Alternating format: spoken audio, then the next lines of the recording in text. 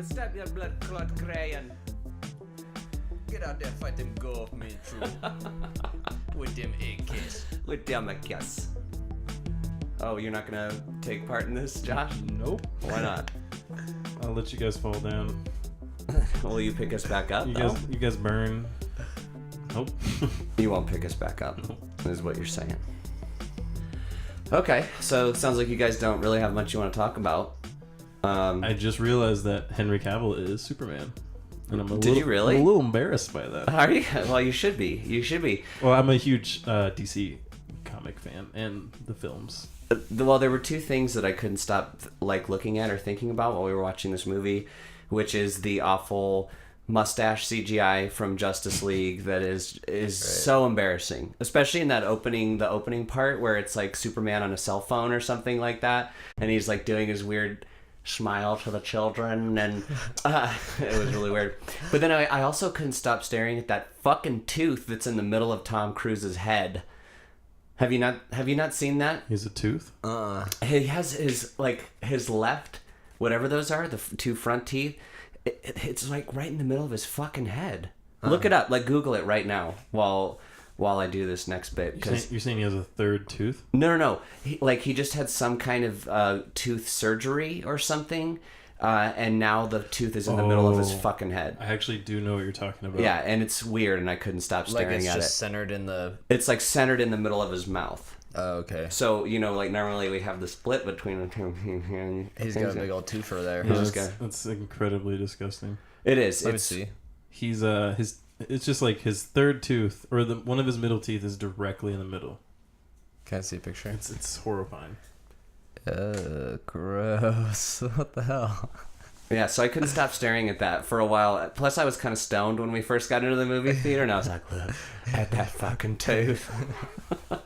Oh, God. That's definitely one of those things you just notice when you know about it. Yeah. You're just going to, look at it every time he opens his mouth. Every time. Is that, a thing that happens, with Xenu? When you get to that certain level in Scientology, you get a third tooth in the middle? I think that's right. I think I heard that. Yeah. So, welcome to episode 8. We saw Mission Impossible Fallout 76 New Vegas. I'm Addison. Tom Jackson. No, I'm Josh. And I thought that this movie was mostly pretty cool. I like this movie. What happened in it, though? Well, Ethan Hunt, who's Action Man, he has to stop a terrorist group from detonating nuclear bombs all over the world, and that's it. That's the movie. So they have to initially collect plutonium balls. Yeah, that are okay. going to be used to make the bombs. So we'll get in depth then. Yes, there is some plutonium out in the world that Ethan Hunt initially tries to secure to keep it out of the bad guys' hands, but then they bamboozle him and get away with it. Yep. And kind of a weird comical way too. I actually would like to talk about that a little bit, but it was a MacGuffin for sure. The plutonium was the MacGuffin of the film, where it just kind of kept everything going, everything moving forward. So I don't know. I thought this movie was pretty entertaining, especially considering it was almost 2.5 hours. I think it was long. I think I looked at my phone once to kind of see how much longer we had left in it. I thought it was okay. I thought it started off stronger than it ended. That's for sure. Well, I should note that I watched... You watched a lot of Mission Impossible today. I did some Mission Impossible... Some Mission Impossible. Sorry. Didn't set that joke up well enough, but... Nope. Yeah, I watched Ghost Protocol and Rogue Nation in preparation for the cinematic experience. But real quick, what would you say in terms of, out of the 3 then, since you watched them all today, Ghost Protocol, Rogue Nation, Fallout, which one would you say is your favorite? Oh, this one. This one? It was weird. It was it was just, each movie got more refined. It was like a distillation of, it was becoming better and better. It was almost like they were just working out a formula, and then you get to Fallout. And it's this movie is, for what it's worth, is done perfectly. Well, it's not like they were working off a formula. They absolutely are working off a formula. Right. Yeah. Which I was going to say, this movie is self-aware of that, and they actually, I feel they mentioned that a couple times, where it's just at the end where they walk in and they ask Ethan Hunt, well, how close was it this time? He's like, the usual. The usual. Even the characters are getting bored of the formula. I liked too that they called attention to the what I had said about Mission Impossible 1, which is like your enjoyment of that movie hinges on the fact or hinges on your ability to be amazed by someone taking off a mask. Yes. And I like that in this movie they kind of reference that by saying like IMF is nothing but a bunch of adults playing Halloween with their stupid masks. Right. And I think there was only maybe 2 in this movie. There was one at the beginning, and then there was one later on in the film. What's the second Well, one? Wolf Blitzer was the... We'll get there. Oh, right. Yeah, that's right. Wolf Blitzer in the beginning was the first one. Okay, yeah, there was 2. Yeah, and there were 2, and so I thought that was fairly restrained. And They sure do love their masks. they do love their masks. Yeah, which that was a staple of the TV show. And I think that was There's a TV show? I had no idea there was a TV show. This is the Mission Impossible movies are all based upon a Mission Impossible television show from I think like late 60s, 70s. And I honestly don't know much about it other than like the staples of the movie, such as getting the tape, right? The hello, Ethan, your mission, should you choose to accept it, blah, blah, blah, blah. This message will self-destruct in 5 seconds. That's all taken directly from the TV show. Should you be killed or found out, you will be disavowed. Yes, we will deny all knowledge of your actions, Right. Ethan. So that's kind of the basis of the movie, and it started with Mission Impossible 1, directed by Brian De Palma, that was mostly boring from what I remember. It's pretty boring. I rewatched it recently. It's a snoozer. And yes, it does hinge almost entirely on your ability to be surprised by somebody taking off a mask. Yeah, my like memory associated with Mission Impossible 1 is the N64 game that came out kind of surrounding it. So on N64 you had GoldenEye, right, which was this like landmark in video games and console video games because it wasn't just you run around shooting, you had objectives, and so Mission Impossible kind of promised to be an evolution of that, so to speak, and in some ways it kind of was. There were some interesting things about it, but it was infamously stopped and started several times. I think it was in development on Super Nintendo and then moved to N64, then the whole team got fired, then they hired a new team, and then it finally got released. And I remember it actually being pretty fun. I liked it. And there's masks involved in that one? Oh, yeah. There was tons of, like, the face scanning. Like, you'd go to a party, and you'd have to follow a guy to a bathroom and, like, drug his glass of champagne. Kind of like what happened in this movie. Yeah, basically, actually. Yeah, they must have been taking cues from the Ocean Classic. They went deep Mission in the Impossible. archives for that one. Yeah. Well, I mean, it's like that's not a scenario that's too hard to cook up, I guess. So why don't we just go ahead and say... Spoilers. Because we'll start talking about the movie more in depth here. And I actually, while we're on the subject, I kind of would like to talk about that bathroom scene because I thought it was pretty entertaining. I thought the bathroom scene was done pretty well. It was paced well too, where I feel like I wasn't bored at all through any of it. Like it kept setting the stakes up just a little bit higher with every scene, and that was something that I thought this movie did pretty well with a lot of their action scenes. Yeah, so this scene is Henry.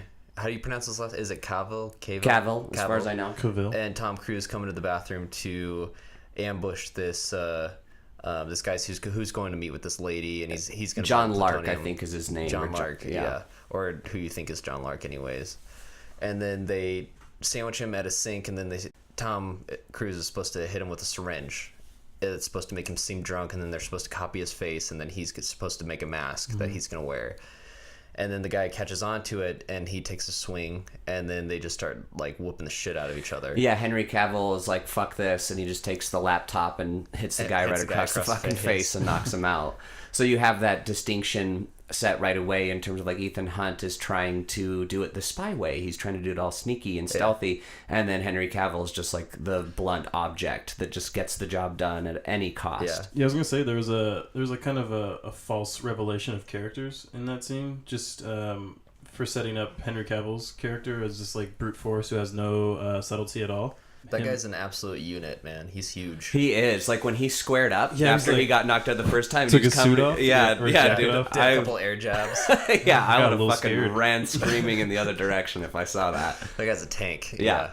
But like him swinging the laptop in his face kind of set up this guy doesn't really have any ulterior motives other than like the main objective, the revelation that he is who he is. later on in the movie. That he's a baddie. So Since I think we're in spoiler territory. Yeah, and then this scene also sets up like Ethan Hunt doesn't want to kill anybody. Well, there was another scene before that, the Berlin scene, but it's just another like instance of like Ethan Hunt is focused on the individual and all this kind of really basic stuff. That's something that they reiterate over and over again is like Ethan Hunt values one life as much as he values millions of lives. Yeah. And I wasn't exactly sure what message I was supposed to take away from that. I guess like, oh, Ethan's a really good guy. Honestly, I think it was their attempt to give him some kind of character because he really doesn't have one. He is just Action Man who has like a heart of gold and Can do no wrong. Right. Yeah. He's the hooker with the heart of gold. The hero with a heart. No, not the. Well. Is there? No, he's an asexual being. I've noticed that through these 3 movies. You think there's sexual tension, but there is not. I was kind of praying for him to take that blonde and like just rail her, not like on camera or anything like I that. just want to see her do her. But I just like wanted to see something that made him kind of human, like see him give in to that temptation or something in the way that James Bond would. You know, like Yeah. James Bond has the mission and he's going to get it done, but that doesn't mean he's going to have a bit of fun at first. You know, just Yeah. roll in the hay. That is true. Tom Cruise is the only way he acknowledges like attraction is that he does this little like perk up head tilt. So yeah, I wasn't like I just want to see this chick railed because I think she's hot. I just wanted to see something from that character that made him flesh and bones. I was kind of disappointed that they didn't really deliver on that attraction that was pretty obvious. I thought they had relatively decent chemistry between the two of them. Right. And we should say the actress we're talking about, I don't know her real name, but she plays The White Widow. Is she that plays who the you're White referring Widow to? in the film, but I knew her Something from Ivy. the Crown. Oh, is her actual name Ivy? Well, she plays Margaret in The Crown. She plays Queen Elizabeth's sister, and she's really good in that show. That's my favorite character in that. Yeah. In that show. Yeah. Which let's just talk about The Crown actually.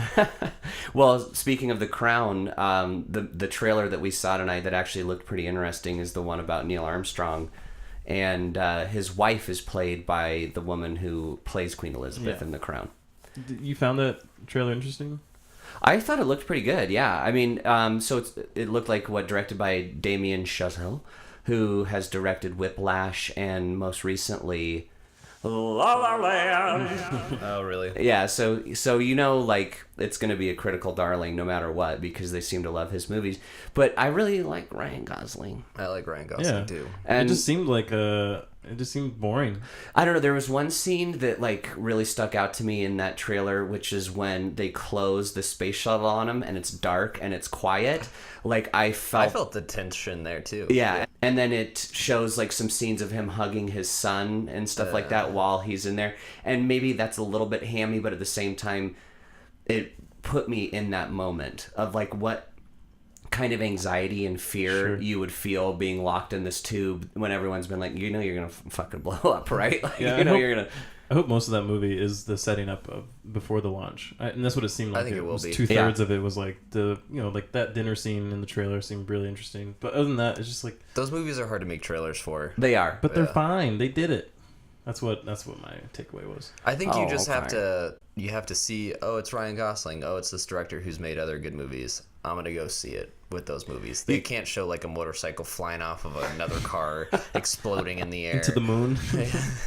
Well, Neil Armstrong took a motorcycle right to the fucking moon, He's man. like, oh shit, I'm late to the launch. Rides his leather motorcycle, jacket. goes off a ramp into the spaceship. And then you hear Sabotage by the Beastie Boys playing. I can't stand it. I know you planned it. I'ma set it straight. This Apollo gate. Yeah, anyway. So we're still talking about the bathroom scene, right? Yeah. This all happened in the bathroom. Yeah. Tom Cruise is like, Neil Armstrong? Is that Neil? I feel like looks in the mirror. that's what's kind of hard talking about action movies where it's just like, and they just beat the shit out of each Yeah, other. the guy punched the one guy, the guy punched the other guy. One thing I thought was actually kind of a nice touch, and it's when the dude's walking to the bathroom when they're in the stall scanning his face, and the guy's peeing, and he looks in the mirror and he just sees like three sets of feet under the stall. And they're like, I thought that was check it kind of out. weird because as They a wanna group of guys join that in. go over there, like, yeah, let us join. Well, yeah. Is that your French It was accent? kind of weird. Yeah, that was a German. I was thinking to myself, should I tell them they were French because they were French and they walk over and they say, "Hey, let us in to party with you Yeah. guys." Yeah. Let me try my. Let's get into the German again. Yeah. We have no ambitions. I thought it was like it's really hammy when you think, oh, it's gonna be an easy catch. They're gonna get this guy. He looks pretty weak. Yeah, and, he you know, kind of he was. he fights put right him back. He was a on. bad motherfucker. Yeah. He would have killed both of those people if it weren't for Yeah. Ilsa showing up Yeah. and popping a cap in Busting his a ass. cap. Yeah. But that makes the scene interesting. It's not just your basic like beating him up, and then it's just a little bit more competitive. I guess it keeps you entertained. I think that's what kept me entertained was the fact that I didn't know if they could do it. I thought Ethan Hunt would be like knocked out and taken away or something, and Yeah, I kind of thought that too. I thought that a couple times in the movie that he was going to get captured, and there was one moment where it was kind of stupid that he didn't. But the bathroom scene, I liked it when like he threw him through the fucking mirror and he crashed good. through, and Yeah. it was a good shot. And also through like the barriers. Yes. They were tossing each other through the barriers. yes, it was almost like superhero-esque Marvel in terms of its destruction. Right. But it for some reason it didn't bother me and it worked, and I liked it. You laughed pretty audibly. I laughed when he threw him through that fucking mirror. Yeah. That shit was funny, and it kind of took me by surprise. There was a lot of things in this movie that I thought the action scenes were really well done. I can't think of a single one where I was like, oh, that was kind of stupid. I thought the chase scenes kind of got laborious, but I think the fight scenes, they held their own. I was engaged. I would agree with you to an extent on the chase scenes. I thought that the initial chase, anyways, on the motorcycle, right, where so they are trying to do this heist to bust out the terrorist from Rogue Nation, right? Yeah, that's a lean. The Syndicate. Yeah. Some lean. Yeah, he's got a beard now. He's got a beard now, and he's really creepy. I thought he was a pretty good villain. I liked him. Yeah. But the whole thing is they're setting up this big heist, and Ethan Hunt is undercover as John Lark after the bathroom scene, and so they have a plan to bust this guy out. Ethan kind of throws a wrench in that. He knocks the police SWAT van that's carrying this guy into the water, and it sets into motion this whole chain of events that ends up with them in a car chase. They have the van and the police are chasing them, and they eventually get to this alleyway that's too narrow. The van gets stuck in there, and then you're like, oh shit, what's gonna happen? And then you realize, oh no, that was part of the plan. Right. Which is another running theme in the movie. But then they hop on a couple motorcycles. Henry Cavill gets away right away, but Ethan's motorcycle doesn't start, so he just gets away. The cops kind of get a beat on him, and then they chase him through the city. And even though there was quite a bit of threading the needle, right? Where there were a lot of moments that hinged on him making it through traffic at just the right moment in between the cars. I thought that chase scene was really fucking cool. It kept me on the edge of my seat until it introduced Elsa. And then it was more of like, oh, he's threading the needle, and I was like, you should have ended it with him getting away from the police or whatever. It shouldn't have gone to that point. It was, yeah, it seemed like it stopped and then it started again and it just kept going and going. You're right. Yeah, when Elsa was introduced, it was just like, wow, we're doing it all over again. But you had to bring her back though, because there was this whole in that bathroom scene. It was like, who do you work for? And she's like, I can't tell you. And then you needed to continue, unless otherwise she'd be gone for almost an hour. Well, I'm not debating that she shouldn't have been in that scene. I just didn't think that we needed to hit Hop the back on the restart bikes, button yeah. and do another 5-10 minute chase scene. Yeah, it happens. The exact same chase scene and almost the exact same ending happens in the film before, where Yeah. Ilsa is like she double crosses him, takes some chip that he had just retrieved through that like really intense water scene. Right, in Rogue Nation. Yeah. And then he's chasing her on the motorcycles, and she gets away. She kind of like looks away, like she has this little like forlorn look, like she's disappointed in herself and the situation that she's in, and she gets away. It's almost the exact same, where she like could have killed him, didn't, and you don't know which side she's on. Which is part of the formula, is that maybe they have a very long chase scene in 2 parts in the middle of this movie. that's the second act of a Mission Impossible movie, is that you have a high stakes heist leading into a long chase scene that has two parts to it. I think both of these movies definitely played into that, like Rogue Nation and Fallout. I think that's a good observation. That like we have the initial setup where we have a bit of action, and then the actual stakes are established, and Ethan Hunt does his spy thing. He gets in with the villains. There's a heist. He somehow manages to fuck up the heist for the villains. There's a big chase scene, and then the rest of the movie happens from there. Right. Yeah, I think this was the more interesting one though, where we have the you were talking about the sequence where he's imagining what the heist would look like. Yeah, so after he impersonates John Larkin, he gets in with White Widow. They go and they kind of tell him the plan. This is what we're doing. You want the plutonium, you're going to have to break this guy out. So basically what you think is maybe actually the scene playing out, like they just did a hard cut. They're not going to show the planning of it or whatever.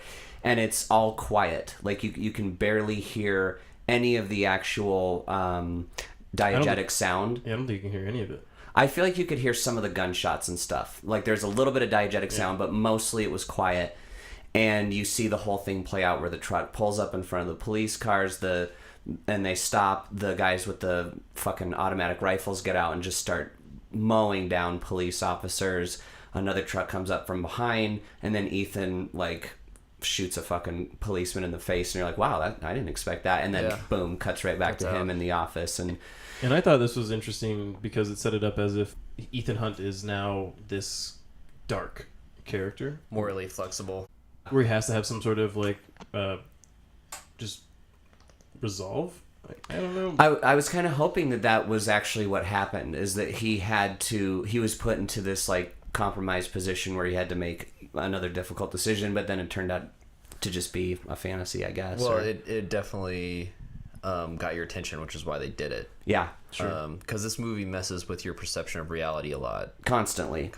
There's always like Ethan Hunt is always one step ahead of you, right? Which I do think is kind of a difficult trick to pull off with a modern audience. A lot of times when I thought, oh, I see this coming, I see what's going to happen, they have just that extra little bit of a twist on it that you don't see coming, and that's kind of what keeps the movie going along and keeps it engaging, at least for me. They do that by kind of betraying the audience's trust, where like with these movies you generally get to see what the main protagonist is doing all the time. You're in on their plans. In this one, he's tricking you too, where you don't know what he's going to do next, with sometimes where he just rams the truck with the guy that he's trying to capture into the water. You don't know that's going to happen. Also, earlier on in the movie, they're trying to convince a guy to unlock his phone, and so they build a set, and they have a fake news program on, and while you watch this, you don't know it's fake. We should say this guy is set up early on as he's the guy that's building these nuclear bombs with the plutonium that they're getting, and apparently they capture him. He thinks he's in a hospital bed. He's watching the news. And Jerusalem, Rome, and Mecca. Well, yeah, we think that initially at first too. Jerusalem, Rome, and Mecca have been blown up by these nuclear bombs. That they already took the plutonium and made bombs and already detonated them. Yes, because the scene before they lost the bomb. So the next scene is that all these holy sites are blown up. So we assume that's what happened. Cuts to Ethan with his head down and shame as the news in the background shows Rome, Jerusalem.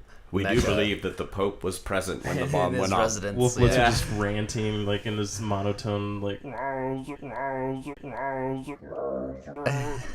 Pope. So, if we want to talk about something that kind of bothered me really early on in the movie, it was that very scene that we're talking about. So, Ethan Hunt is going to buy this plutonium because he wants to keep it from getting in the terrorist hands in the first place. There's a double cross. What are they called? Not the Sons of Anarchy. The Apostles. the Apostles. The Apostles are there, and they've set up the whole deal, and blah, blah, blah. It gets to the point where Ethan and Simon Pegg's character, Peggy, I think is... Damn, Peggy. Benji, thank you. They're like set up behind these brick walls, and Benji has the plutonium in the briefcase. And he has like the little remote control car that he brings up, and he pulls it up next to Ethan. He throws the briefcase, and then we see that Luther has been taken hostage by the Apostles, and so then Ethan has to make this difficult decision: do I get away with the plutonium, or do I save my friend Luther? And that's okay. That's okay. But Jackson's friends just, here. he's just partying. Yeah, Jackson loves to party, you know? This is like my fifth When, beer, when man. we were in the 7-Eleven, he's like, I don't think I'm going to drink beer tonight. I just don't have an appetite for it, to be honest with you. So the briefcase is sitting literally right outside of this fucking remote control car. Right. Ethan Hunt is in cover. He could easily take the plutonium briefcase, there. throw it in the car. Benji, use your fucking remote control. Get the car away from here. Pop around the corner. Blah, blah, blah, blah. Save Luther. Like, they wouldn't have known that that's what he was doing. He could have stalled them by, like, I don't know, talking bullshit or something like that. Well, you don't want to do this. They started counting down on him. They're like, 3 seconds. choose. They really wanted to make a movie, so they had to figure out a way to force him. Ethan, you know we're in this movie. I'm gonna count down. No, I checked. I have a list of things that I expected to appear in this movie, and countdowns was one of them. Happened 6 times. Oh, wow. you counted You the counted. countdowns. I counted my countdowns. That was the first one, and I was like, okay, cool. That makes sense. We need some sort of like tension because there's no way. Yeah, logically he would just put it. He's like, okay, hang on, I'll get you your plutonium. Put it in the car. Then bam, bam, bam. Right. That's what's going to happen. And I think. Sorry, I want you to get to your point because I feel like I know where you're going with this. Well, I mean, basically that is my point, is that the whole plot of the movie could have been avoided with just a little bit of quick thinking on his part. And the movie even kind of alluded to it, where the camera cuts to the briefcase, it cuts to the car, and then like kind of in between the two, almost like you're from Ethan's perspective, and you're like, that's the obvious choice. That's the easy choice. Take it, throw it in the fucking car, get the car to drive away with Benji, round the corner, blat, blat, blat. Yeah. Everything's good. I think my problem with that scene is not so much that he made that choice, but rather that the conflict following that, and then the conflict that like he needs help from Henry Cavill. He is the guy that makes these poor choices for the sake of one person over millions, and then the setup of him possibly being John Lark. He's that. I think it's a very weak thing to pin on, which is that he's making these poor choices, and you think that like he's making the choice to not keep the plutonium because he's actually actively trying to get it in the hands of other arms dealers or whatever his plot is. And so I feel like that's a weak setup for it. When that scene was introduced where he's talking to Angela Bassett, he being Henry Cavill, and he basically double crosses Ethan by saying, hey, I think this guy's actually the terrorist that we're after. I thought that was... One, it was kind of maybe too early in the movie to introduce that idea. Yes. And they weren't very subtle about it. Like, you know that Henry Cavill is Lark right away. Yeah, exactly. And so that kind of lowered the stakes for me a little bit. You knew because of the phones, right? Well, I knew just when he started mentioning, he suggested that Ethan was the bad guy. I was like, oh, he must be the bad guy then. Right. Yeah. Well, because in the bathroom, he pulls out the phone from the Asian John Lark impersonator. Oh. And the phone is like cracked or whatever, and they just do like almost a whole second shot on that phone, so you like see it, and then they do it again when he's saying, "Oh, Ethan Hunt, maybe you'll find all the data you need on this cell phone," and then she turns it over, and it's a completely clean, brand new phone. And that's when I was like, "Oh, there he is! There he is! That's our guy! There he is!" And got him. Right before that, I thought Elsa would have been John Lark, and then it was just revealed. I was like, "Oh, okay, sure." But then we go through almost the whole movie, like, and then there's like that reveal of it, and it seems very weak. Yeah, we go through almost the whole movie knowing that he's the bad guy, which definitely, at least for me, lowered the stakes in terms of what was at risk here. And then it made me kind of hate the characters for not figuring it out sooner too. Like, I know this, why don't you know this? The scene later on where they do actually double cross him, I'm like, okay, thank fucking God, they figured it out. The scene where of double crossing and then double cross the crossers, and the second mask scene in the film. Yes. Where Simon Pegg takes on the mask of the main villain, and we think in fact that they took Simon Pegg, Benji, with the mask on to go do the thing. Instead, they left him there and took the real guy. Henry Cavill reveals like his whole plan and like a dramatic bad guy monologue. And then from there it gets kind of fucking messy because he has agents everywhere. It gets messy when the mask is pulled. So and to like track all the double crossing though, so like there's so much double crossing. Simon Pegg pulls off the mask, and Henry Cavill is just like, he hits his mic. You. And then He hits his mic. the We IMF's like, gotcha. And Yeah, then we the should CIA swoops in. Yeah, well, right before that, Alec Baldwin, who plays the boss of Ethan Hunt, like the boss The of IMF IMF, off, yeah. he's like, Ethan, He's the the secretary. mission is terminated. Right. You're a crazy man. We're going home. We're going home. And then Ethan, like, They're all in pretends on to it. knock him out. They're all in on it. And then, woo, Yeah. he was actually way. And then fucking Alec Baldwin gets gutted in the scene, like, Yeah. right after that, which was I was kind of affected by that a little bit. Well, they foreshadowed it with Henry Cavill packing the knife. Packing the knife. Serrated. I blade. loved that scene where he's taking everything out and he like opens it and then closes it Yeah. just so that we know exactly what's in it. It was such a like movie trope. I might have missed that. I loved the 5 seconds of Alec Baldwin squaring up with Henry Cavill, the tank, and he's actually yeah. getting some shots in. And Yeah, then Henry always just- working the kidneys. But then Henry just takes the blade out and like shoves it in his gut, and then you see him pull it up, and Alec Baldwin's like, huh. He like makes this little mouse sound that was really pathetic. Did you think that Alec Baldwin looked a little emaciated in this? I did actually. The first shot of him, I was like, damn, Alec. They need to feed him. He looks a little trim, and also he like needs a fucking haircut or something. His hair was styled weird. He needed a lineup. Yeah.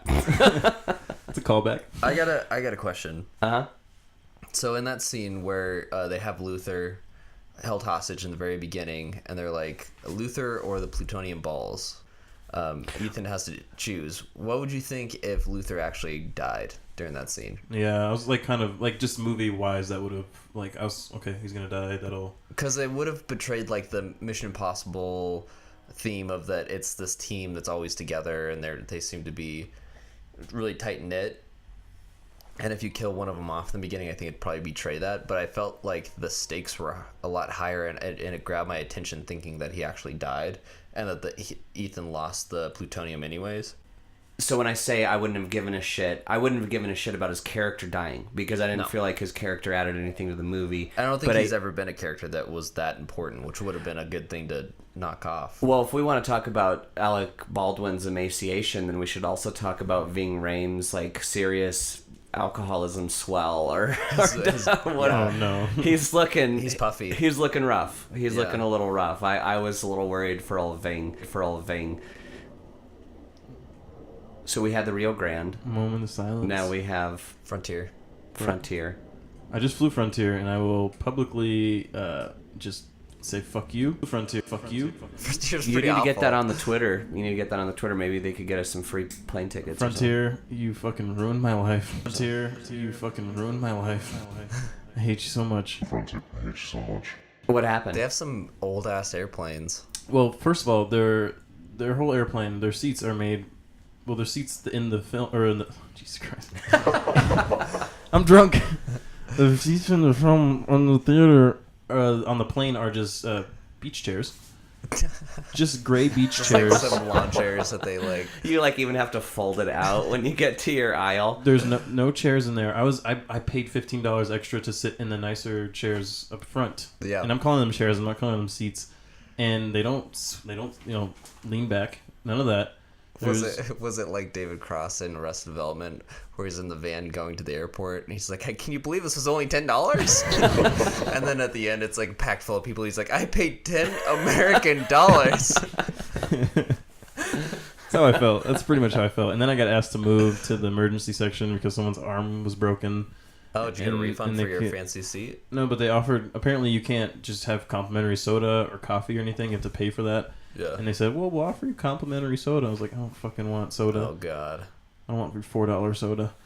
So That probably works on Americans, where they're just like, Yeah. you want a gallon of soda pop for your troubles? everyone, You want some Beatty's juice? want to soak your weary bones in some soda? So I fucking hate Frontier. What were we talking about? Rogue Nation.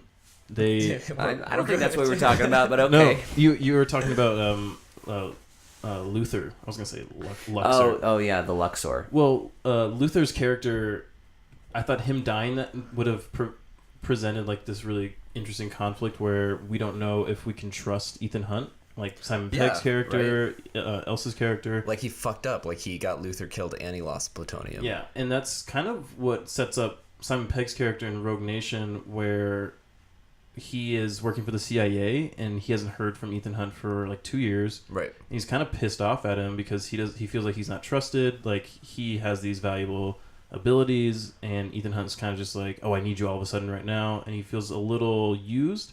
And so for a while, there's a little bit of that conflict. There's a little bit of strain between those two. Yeah. And I thought that's when I was texting you. I was like, this is interesting. They're a little dynamic. Uh-huh. It was easily resolved because Ethan was like, I trust you now. And he was like, okay. And that was it. But they still, like, it kept it going for a little bit longer. And I think having Luther die in that scene, maybe even a little bit later, so we can have that bathroom scene, introduce Ilsa, would have brought more tension to the dynamic of the IMF. Also, we're missing Hawkeye. white guy. Oh, Renner, Jeremy White Renner. guy with the also same haircut as Alec Baldwin.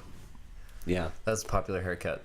it is. So here's a follow-up question for both of you. What if the bombs actually dropped and they did have the nukes go off at the beginning of the film? I guess it kind of like they would have to rewrite the whole movie. Yeah, I mean, I was actually, this is going to sound morbid, but I was kind of glad when I saw that on the TV screen. I was like, oh, wow, here we go. Like, they actually were able to pull off part of their plan, and that really increases the stakes of the film for Where me. you start caring. Yeah, I was definitely caring at that point.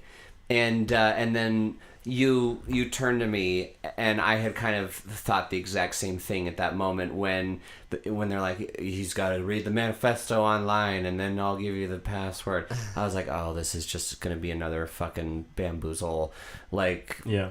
double take. Oh, I didn't expect the way it played out.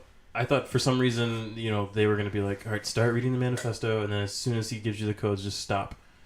And maybe he didn't realize he was reading the wrong manifesto or like an alteration of it. But yeah, I think it was just a little bit more fun and more satisfying to see all the doors flop out. It was more dramatic. It was definitely a grand reveal. I guess probably your average Mission Impossible movie doesn't want to see the Dark Doomsday movie I wanted to see, though, where the Pope gets fucking nuked in the Vatican. I was down for some Pope nuking. All right, I was like, wow, they even like made sure you knew the Pope was there. I know. Yeah. I actually thought that was kind of a nice touch. In that instance, I guess I mean, what would we even call that? The like gotcha moments. There's so many gotcha moments in this movie. Or like I was saying before, it's trying to mess with your perception of reality. Where it's just like, it betrays the audience and that you can't trust the movie you're watching. Mm-hmm. Well, we were talking about Ethan Hunt doing that to the audience, where we think he has a plan and he totally subverts that. Right. In the end, the whole, I guess, third act, the Army Hammer is in the plane. Oh, go fuck yourself, you racist prick. Hey, I'm just calling it how I see it. He's in the helicopter, and Ethan Hunt, Tom Cruise, is chasing him with another helicopter, and you keep seeing that like really cool shot of him, halfway into the helicopter, also half of the scenery. I fucking, not to interrupt you, but I thought that the part with him climbing up the rope while he like hooks his foot on it and he thinks falls. it's gonna get it, and then he falls. I thought it was cool. You jumped. I was breathless. Addison gasped. Actually, I did when my he gosh. fell. I was in it, man. I was totally in it. I thought he gasped like to laugh, to exhale and like start laughing at the stupidity of that. And no, he had like his little mouth was covered. He was like, oh my Lanta, oh my Lanta. I'm very afraid of heights. Okay, I'm very afraid of heights. I don't like heights either, but No, I thought I didn't expect him to lose his footing and fall. I expected him to get it on the first try because he's a fucking secret agent. It didn't happen, and yeah, I was surprised, and It worked. okay. They knew what they were doing. I liked it. It's like they spent $250 million. I thought it was a this good movie. touch to have him hit the Payload. bottom and then just roll off of it, because I was like, damn, you can't come back from that. Ain't no way. Yeah. And then he like caught a hold of the net and it was just like hanging there. Well, But there were I like was- nice shots of Henry Cavill in the helicopter in front, where you like see his body dangling Yeah, and like Henry trying to climb Cavill's back just up. like kind of just like, a challenge. When are these God. fucking nukes gonna go off? Fucking I've got happy hour at 5. I thought that scene took forever of him climbing up the ropes. Like they definitely used up some of their 2.5 hours of him just like climbing. But There was definitely some B-roll. I think it worked because the whole time he's climbing up, we keep cutting back to that shot of him just chilling. I was gonna say Army Hammer again, not as a joke. Henry Cavill. Army Cavill. He's sitting there, and we think like Ethan Hunt's climbing up to that helicopter. They Yeah. do it a couple times, and then he gets up there, and all the guys in the helicopter all look like him. They have the mustache, and that's a really nice subversion of what we're expecting to happen. And it wasn't because Ethan Hunt; it was just because that was the plan. So I thought that was interesting. It like kind of brought me back into a scene that was, you're right, going on too long, but I think it paid off well enough. Do you think that guy deserved to be thrown out of the helicopter alive? Well, yes. Well, he gets into the helicopter and he's like looking at this guy and he's like, "You're not You're not Henry. You're not Superman. Oh, I'm gonna kill you right now." And so a lot of chuckles throughout the theater for that one, I think. Yeah. A lot of chuckles throughout the theater for a lot of this movie. Motherfuckers love to see people get murdered. The people to I the think it's hilarious. the two people sitting to the right of me, I think they kind of, I wish they were on this podcast because I think they did not like this movie. They were like scoffing at the shit that was happening. They were like, "Oh, okay, sure." Especially that last fight scene with Henry Cavill. Fuck. They were like the little hook on the rock and Yeah. keeps that coming. was brutal. Yeah, that was the That fucking hook to the face. Yeah. Yeah. That was nice. That was visceral. Honestly, I was on board for that scene too. I liked the fight on the edge of it. It was tense. With the hook like slowly Yeah. edging towards the edge of the cliff. And The then hook, it just, which is holding up the helicopter, and then by the way. And then Tom Cruise notices that the hook is coming loose, and then he yanks on the rope that the hook is attached to, and the hook flies off the cliff, hooks Henry Cavill in the forehead, Straight and in the drags fucking him. forehead, and Yeah. drags him Yanks like him down, right into yeah. the fucking blaze of the Yeah. helicopter crashing Actually, and you blowing see up. him hit a rock, and you see a blood stain on the rock. Oh, Dude. I didn't notice that. I did notice that because that. usually in those movies they go right into the inferno. Yeah. And their body gets engulfed. With him, you just see He's it like hit bouncing a rock. around. Yeah. Yeah. I really like the fact that Tom Cruise was rock climbing right after that. That was actually what got me so, Yeah. because I had this thought. That did pump you up. I was really fucking excited because him climbing up the rope, I was like, did he like, because he does all these fucking stunts. Dude loves ropes. Yeah. He's getting up one day. I actually thought that too, Tom 'cause Cruise I is was gonna end it with the rope. After watching him, after watching him climb the rope up to the helicopter twice, I was like, God damn, are we gonna watch him climb another goddamn rope? He hops to another rope on another helicopter. I was thinking, he must have trained to like climb rocks or something. He was training with like some climber or something because We got to give a shout out to Tom Cruise here for performing these stunts because a lot of them were super real, yeah, very fucking a real. little scary real. Yeah. So we discussed this a little bit before, where like this movie was the second one where I saw in like a local news footage of just like Tom Cruise was spotted today doing his own stunts. Like in Rogue Nation, it was the scene where he's on the edge of the plane or Yeah. on the side of the plane and it's taking off. That was real. Yeah. He actually did that. And then on this one, it was the scene that's less subtle, but when he's jumping roof to roof, and then he jumps and then he barely He makes it. rolls. Well, he actually hits the railing. Oh, and that he one, grabs yeah, the yeah. railing. I do Yeah, my own stunts too. That stunt so was if pretty anyone's real. wondering. Except there was. I looked at you. I think Addison. I think they do that. I think that's actually the studio circulating that footage, though. Oh sure. Yeah, I think it's all advertising. Well, that's how I was telling you guys. That was how it was advertised. Like I was in the airport. They were saying, live stunts. They were showing different clips of him fighting people or jumping off buildings and live stunts. No safety nets. Like that was the caption for in between these little shots. And I was like, is that the appeal of this movie, or is it the appeal that like I guess action thriller? We want to see something that's real. The motorcycle chase. He flies off a motorcycle and rolls, and it's CG for a moment.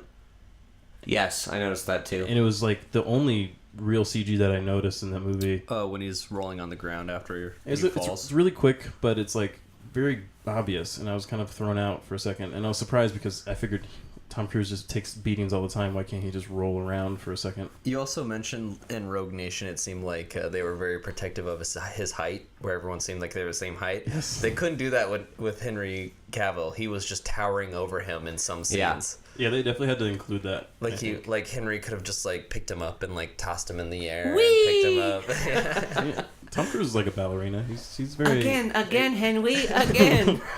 Well, I put that in my notes as well. I was expecting more attempts to make Tom Cruise like seem equal height to people, and there was a couple times. Usually when that happens, where it's like there's clearly this villain is bigger than him, they make a joke out of it. Like the guy's like eyes up with Tom Cruise, and then continues to rise, and Tom Cruise is like wide-eyed and just like, oh no, you're bigger than me, but he still beats him up. It's kind of funny and cutesy, but they didn't really do that with Henry Cavill. They kind of were just like, you have a mustache.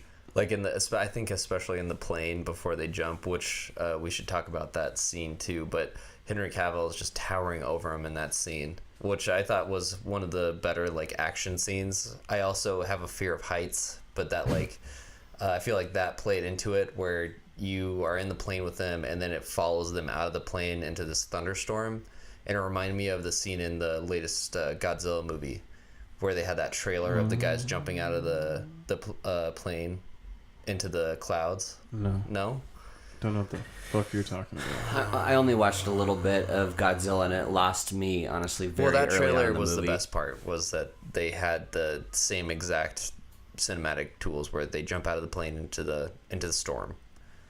Well, I thought that there was a really good moment in that scene after they come out of the thunder clouds, and Henry Cavill is clearly unconscious, and the way that they communicate that visually is his mask is They fogged like hit up. a lightning bolt. Yeah, lightning Like- bolt hits them on the way down. Yeah. And Henry Cavill is like unconscious. You see his Tom Cruise mask is trying to all... find him. He's trying to find him. He's like flying through the air to try and get a hold of him. He does. He notices his mask is all fogged up. His oxygen's not working. He is dying from carbon monoxide poisoning. So Tom Cruise selflessly takes his oxygen, gives it to him, hooks it up. All the while, this little computer voice is counting down like The feet. 10,000, 9,000, 8,000. It was another countdown. Yeah, another countdown. Yeah, and then you pull, and he of course pulls Henry Cavill's ripcord before he pulls his own, and he ends up like He careening. pulls his at the last second, and then he gets caught by the statue. Yeah, but there was a moment when they were floating through the air, and much like the heist scene where there's not a lot of diegetic sound, Right. it's very quiet. It's really well done. I thought it was really well done, and it was really haunting. And the other scene that I felt like did that as well was the opening scene, the very, very opening scene of the film, where it's Tom Cruise's nightmare or whatever, and he's getting married to the Michelle Monaghan character, and then the bad guy is the one giving the vows, as it turns out. Because like, do you promise to neglect all of her needs and put yourself over her? And then you see the fucking mushroom cloud rise up in the background, and it comes towards him, and they just turn to fucking ash. You see the flesh like stripped off of his fucking skeleton. Right. I thought it was really cool. It almost immediately got me on board for the movie. I liked it. I did not like that. It felt very heavy-handed, and I think the payoff wasn't very good either. With she was introduced in his wife or his ex-wife was introduced in the third act, and it just felt very forced. Mm-hmm. I thought if it was done better throughout the film, that opening could have been better or would have felt better, but it just felt very obvious. See, I thought there was a nice callback to it in the movie when they capture him for the first time, and he looks at Ethan and he says, "You should have killed me, Ethan," and it like gives him the flashback, because that's exactly what the homeboy said in the dream. Right, and I thought maybe somehow he's infiltrating his dreams. Like a Freddy Krueger. Yeah, I was like, and that's what it just didn't work for me. I That did was not a weird like that. callback. Yeah, because you do think that. We're just like, well, where's the connection there? Because you're right, he should have killed him, and that's interesting. He should have just said It's like that. a Batman thing with Joker. Where it's just like, you should just kill him. He's like, it's against my moral code. Right. But like his job is to kill people. And he does kill just people. throws people out of helicopters. He kills like those 4 French men that he was working with, even though they were bad guys. I think those guys were English, weren't they? Yeah. But they also weren't bad guys too. We find out later. Like he was just like killing them.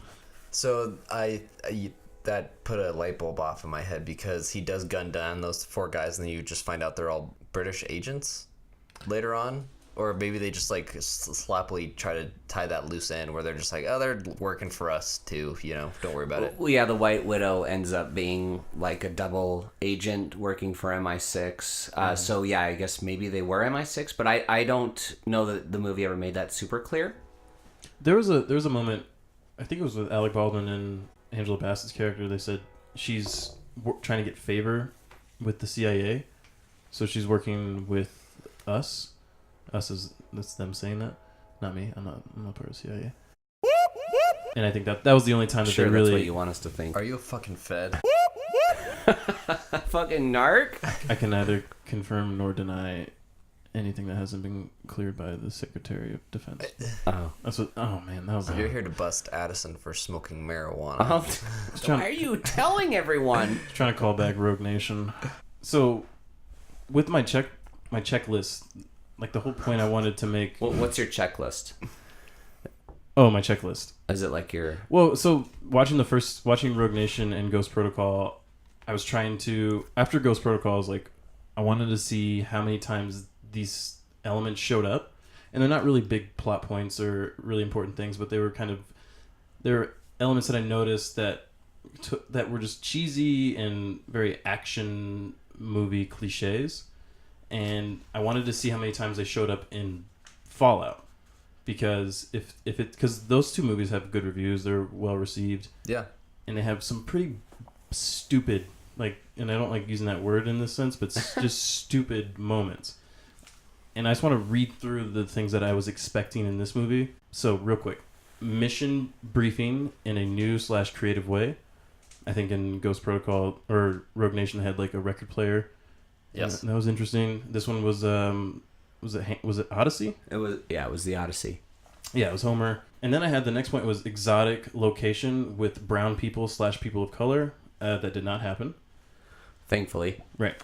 Wearing a mask happened twice. And then fear of not wearing a mask didn't happen at all. Fear of not wearing a mask? Yeah, there was... I think Simon Pegg was like complaining about like wearing a mask in either Ghost Protocol or Rogue Nation, like saying that like that's stupid or making kind of playing out the fact that like there was kind of a little bit of that in that scene when he takes on the main bad guy's face. He was like, I didn't think it's going to work. He's bitching and moaning. There was violence-based comedy, which I only checked off like twice. I think the bathroom scene, there was a moment where it was kind of funny, people laughed. And then I wrote European / foreign Playboy, did not check that off. Countdowns, I have 6 of those, but Tom Cruise experiences gruesome violence while also showing off his hot bod. 0 times that happened. What a sad thing to note. What a loss. And then clear attempts to make Tom Cruise tall / equal height to other characters. I only checked that off twice. So I think this movie does all the things, or most of the things that happen in the other 2 movies, but to an extent that you don't feel like you're going to make fun of this movie. I don't know. It just felt like it was toned down enough, and it was self-aware that like maybe Tom Cruise is just like, hey, I don't want to be this character anymore. I want to be a refined version of who I was in the first 5 movies, and they were just self-aware enough to stop at a certain point. So would you say people should go see this movie? Yeah, I would. I think that it's a pretty basic action movie, but at the same time, it feels just like perfectly executed. Well, I mean, you're saying kind of it defied your expectations to an extent, or at the very least, if it, hit something on your checklist, they did it in a way that you didn't quite expect. They did it in a way that I didn't either quite expect or I was okay with. And I was really expecting them to do the exact same things and have almost the exact same beats. And either they delivered those beats in different moments in unexpected ways, or they didn't do it at all. And I think for that reason, this movie is good enough to recommend. No, I would recommend this movie for sure. I was pretty entertained the whole way through. I think, like I said, there was only one time where I checked my phone just to kind of see what time it was. But most of it, I was pretty eager to see what the next set piece was going to be. What's the next scene? Where are we going with this? I think it's probably my favorite action movie or like kind of blockbuster movie that we've seen so far and covered on this podcast. Oh yeah. Way better than fucking Ant-Man or any of that shit. What about What, Jurassic I World? was gonna say, what about Jurassic World? I'll be damned if you don't love yourself some dinosaurs. Dinosaur love, notwithstanding, Jurassic World is a fucking turd. And How many dinos do you give this one? I give this one probably... I give it 8 dinos out of 10. Whoa. I'd give it an 8. That's I would. almost as good as Jurassic World, if not better. See, when I think of an 8, I think of something where there were very few times where I was like, this is stupid. Why is this happening? I'm gonna come here next time and you're just gonna be like playing Mission Impossible in your backyard, just like doing like On imaginary N64. like karate moves, like yeah, Just imitating Ethan Yeah. Hunt in front of the projector. yeah. Just practicing moves. Get him, Ethan. Your shirt's off. You're just cheering on. Tom No, Cruise. I mean I feel like give credit where credit is due. Compared to Ant-Man, where I was constantly wondering how much was left in this fucking movie, and that's supposed to be just a juggernaut of entertainment. This movie kept my attention. Fair enough. Well, Jackson, would you Who recommend this? gives a shit? What movie? Uh, I would say I did not enjoy it as much as you guys. I think that up until the I would like to. Can I butt in real quick? I don't know if I enjoyed this movie so much. you said go see it. I would recommend it. So where's the I would Literally no distinction, Josh. I would recommend it not to my closest friends. I would recommend it to people who say, "Hey, have you seen that new Mission Impossible?" So you're trying movie?" to scorn your enemies by making them to go see this movie. No, I'd say I don't know you very well. You're probably dumb enough to enjoy this movie, and I'm talking to Addison right now. Haters gonna hate, bitch. I really enjoyed this movie up until the end of the skydiving scene that we discussed. So you enjoyed the first like 30 minutes of this movie? That was Yeah. less than that. It was like 15, 20 minutes. After that, I didn't hate it, but it didn't live up to my expectations that I had. Like during that skydiving scene, I was like, "Wow, this is brilliant!" Like all these cinematic tools that they're using to build tension, and I just thought it was really like a cool CGI effect with the going through the clouds. And I was like, "Wow, if they can keep this going, And I'm then they into- went through the cloud, and they fell through and the lightning, and He got So they needed more clouds. He got an owie from the lightning, and he had to save his friend because he went to sleep. because Ethan Hunt, the best friend that any can't- friend ever had. He had to remind his friend that you can't take naps in the sky. And then after that, I think it didn't like keep going downhill for me. I think it just It kind of just fell- plateaued. It plateaued. Well, it didn't even plateau. It kind of think it dropped down in excitement and then plateaued. So it plateaued. It plateaued eventually, but it didn't plateau up there. It plateaued further down. Oh, okay. Right, because they have to fall all the way. Yeah. When you take a nap, Hey. when you take a nap in the sky, you fall down quite a bit. Action man, fall down, go boo.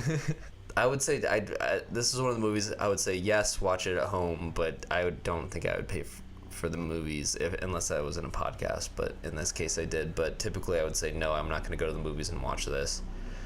I mean, I think that's a whole other set of criteria entirely. Would I have made any kind of effort to go see this movie in the theater if we weren't going to talk about it on the podcast? No. No. But after the fact, would you have like now that an 8? Yes, you would. Like if you're saying it's an 8, you would absolutely go see this movie in the theaters. That's what an 8 means to me. And I think that's where I pull back from it. Yeah. I would say a 7 or a 6 is like when you're like, I liked it, but I won't go see it in the theaters. Oh, okay, so we're operating off of your criteria then. So then I would say it is a 7. I don't think there's any urgent need to see this in the theater. I do think that there are enough cool visual things in it, like the helicopter scene at the end. The sound was really cool, like I was talking about in the skydiving scene and in the heist scene, that I don't think that effect would necessarily be felt if you're watching it at home, unless you have some dope-ass surround sound system or something. So there are things that justify seeing it in the theater. However, going to the movie theater is fucking horrible, It's and pretty bad. and so I would have to say, on a personal level, I would not go out to see this movie in a movie theater unless it was for the podcast, because I think movie theaters are terrible and they're expensive. So if you like going to the movies and you like hemming and hawing and eating a fucking bowl of popcorn with a fat asshole next to you, then go ahead. Please see this movie. You'll enjoy it. Dude, Josh is here. He I was was. gonna say you do that every single week, Addison. I was gonna say that about you, but you could say that about me. So you would say you would pay $5 to see this on Amazon Prime? Absolutely. Well, Fair enough. Yeah, absolutely. I watched the other two movies at home on a projector in my living room with, a Bose Bluetooth speaker, and I would not have enjoyed it any more if I had seen it in theaters with surround sound, and I feel the exact same way with this movie. Do you have a TV now? I don't believe in TVs. So Bose surround sound. Like you don't speakers, believe they like- exist, or Both. I don't like TVs, and I actually don't think they exist. So if they just- existed, I would fight. I actually have evidence to refute that. So I watched it. Shut up. I watched it through a laptop, and just plugged HDMI to. Do you guys just have a dope sound system in your living room? Yeah, we got that Bose Bluetooth speaker, just the one. Oh, so it's not like surround sound. Yeah, we don't have a TV, but we have a surround sound system in our apartment, just because. Nice. You can shut it off now.